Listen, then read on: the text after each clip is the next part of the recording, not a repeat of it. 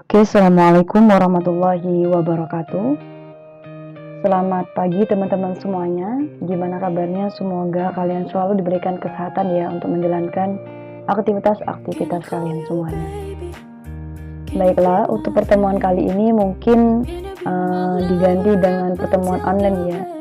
Kalian bisa akses untuk bab 7 ini, yaitu tentang fungsi pada Python nanti di Sekolahgia. Nah, baiklah, untuk pertemuan kali ini ya teman-teman tentang fungsi pada Python. Jadi, apa sih pengertian dari fungsi? Fungsi itu merupakan sekumpulan perintah yang menjalankan operasi-operasi tertentu, di mana fungsi ini juga berfungsi atau memiliki manfaat. Yang pertama, dapat memecahkan kode program menjadi lebih kecil dan modular. Yang kedua, dapat membantu kode yang kita bikin itu menjadi lebih terorganisir, mengurangi pengulangan kode, dan lebih mudah dikelola. Nah, jadi untuk format penulisan fungsi pada Python ini, langkah awal yaitu dengan menuliskan def, di mana def ini memiliki fungsi yang bernama nama fungsi. Setelah itu ketika kita udah bikin sebuah fungsi, maka harus dibuka dan ditutup dengan tanda kurung kayak gini. Setelah itu menggunakan tanda titik 2 seperti ini ya teman-teman. Nah, di fungsi dengan nama fungsi ini terdapat sebuah perintah, yaitu bernama perintah ini, dan di baris yang ketiga itu terdapat sebuah perintah return, yang artinya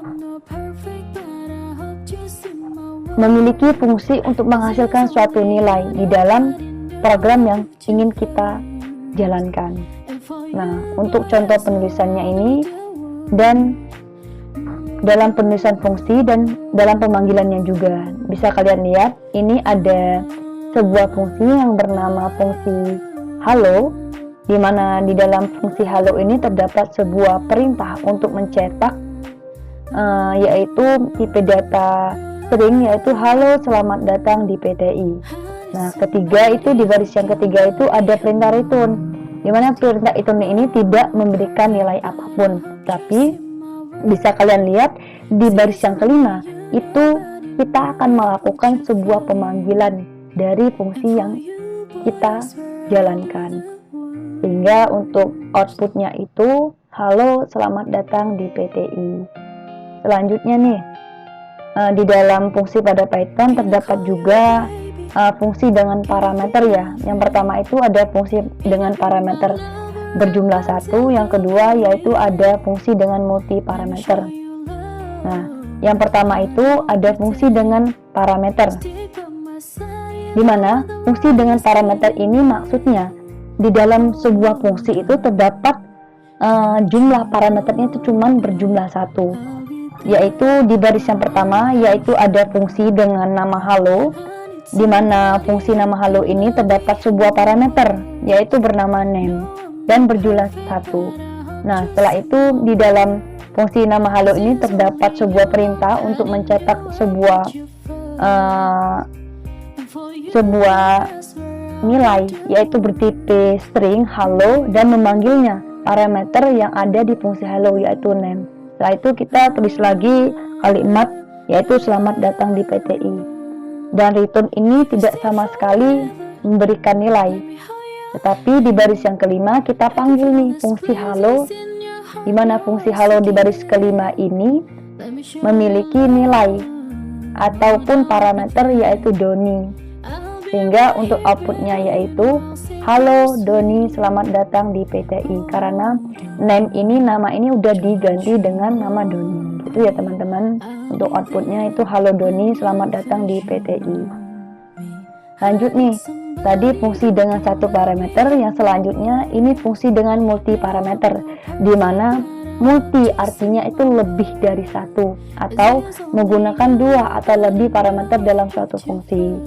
Nah, yang membedakannya antara parameter 1 dengan multi parameter, kalau multi parameter ini menggunakan 2 parameter dan harus menggunakan tanda koma sebagai pemisah antara parameter 1 sama parameter 2. Nah, bisa kalian lihat di multi parameter ini terdapat sebuah fungsi yang bernama perkalian, di mana terdapat dua parameter, yaitu angka 1 dan angka 2. Nah, di dalam fungsi perkalian itu terdapat perintah untuk return angka 1 dikali angka 2. Di mana fungsi return ini pada baris yang kedua ini mengembalikan lagi nilai dari parameter, yaitu angka 1 dikali angka 2. Setelah itu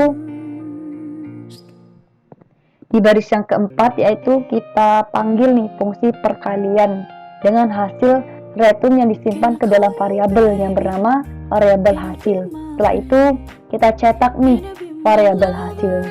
Tuh. Jadi untuk hasilnya itu 2 dikali 3, di mana 2 ini nilai dari angka 1 dan 3 ini merupakan nilai dari angka 2. Itu ya teman-teman, untuk outputnya yaitu 2 dikali 3 hasilnya 6 gitu ya. Lanjut, tadi udah belajar tentang fungsi dengan satu parameter, dengan multi parameter. Selanjutnya kita akan belajar tentang modul pada Python, dimana modul ini merupakan file Python yang berisi perintah dan fungsi, mana modul juga berfungsi ya teman-teman, dapat memecahkan program yang besar menjadi program yang kecil yang lebih mudah dikelola.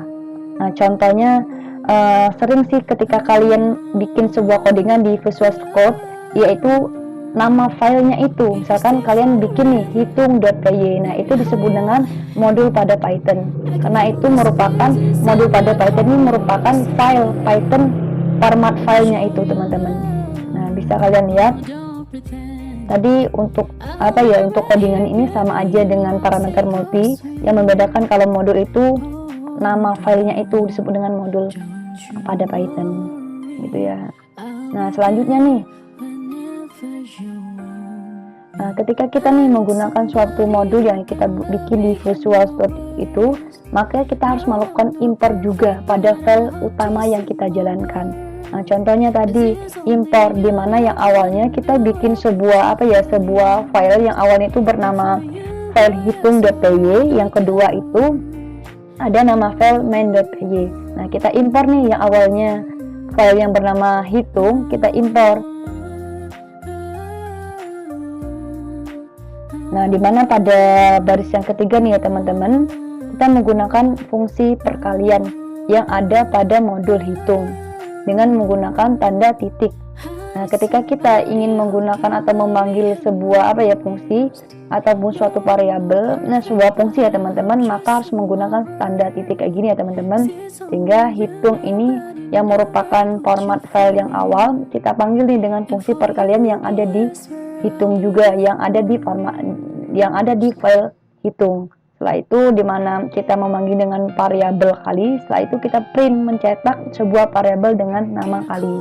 Jadi kalinya itu hitung, nah titik perkalian 2 dan 3, dimana perkalian ini memiliki dua parameter 2 dan 3 ya teman-teman.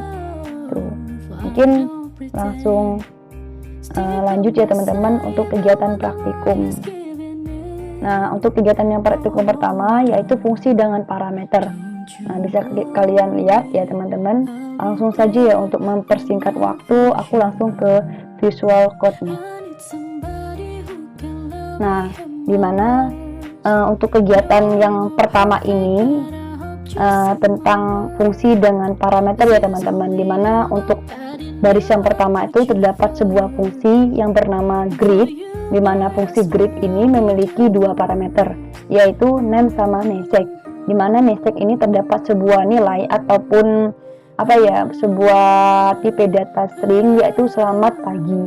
Nah, di fungsi greet ini terdapat sebuah perintah untuk mencetak sebuah nilai, yaitu halo, dengan memanggil parameter yang pertama yaitu name dan parameter yang kedua.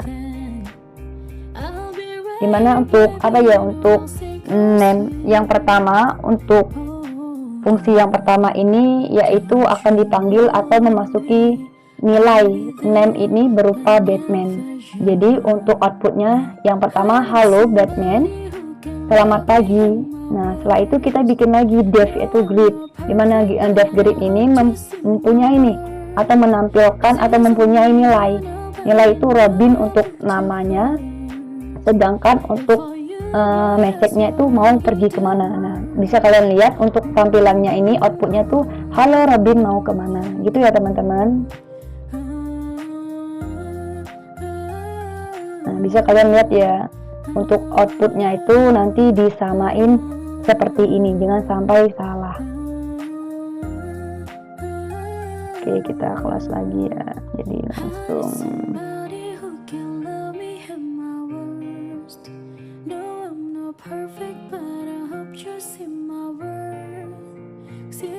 oke teman-teman, lanjut ya ke kegiatan kedua, yaitu tentang fungsi dengan parameter list. Oke, untuk mempersingkat waktu langsung aja ke Visual Studio Code-nya.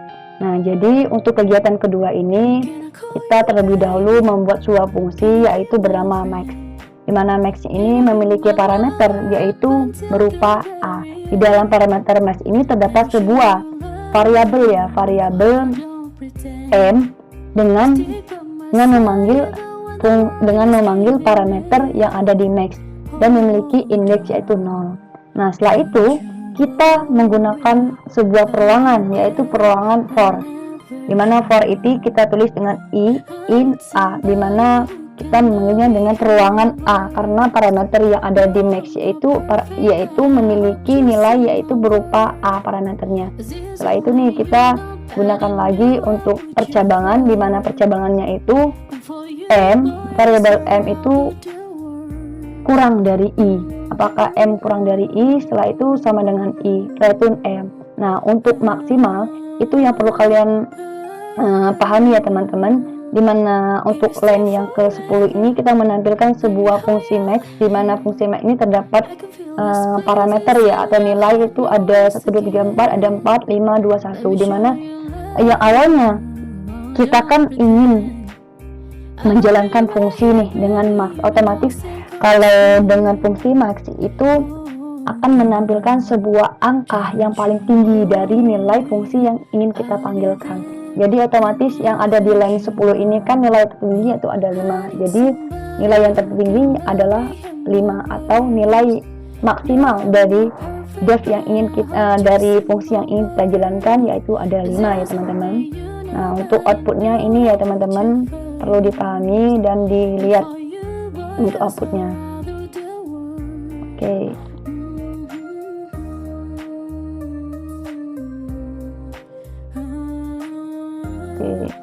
Yang ketiga nih, kegiatan praktikum 3 yaitu modul pada Python. Nah, untuk mempersingkat waktu langsung aja ke Visual Studio Code-nya.